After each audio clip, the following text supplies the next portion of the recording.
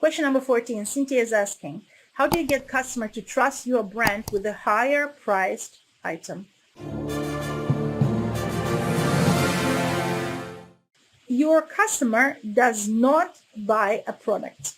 Your customer buys transformation your product brings to them. Here I have your product. It is a gold-plated silver necklace with a chubby bird charm on it. I have paid, I think, $120 for the set, and it is a fair price for 925 sterling silver that is gold-plated. So why did I buy it? I bought it because I want to celebrate my family. And this little bird symbolizes a birth of a child that I want to have in my life. And this little bird symbolized the birth of a child that I know has chosen me as its parent, but is not born yet. So what is it worth for me to have a child in my life? I could say it is worth way much more than the $129 I paid for. So I didn't buy a chubby bird from you.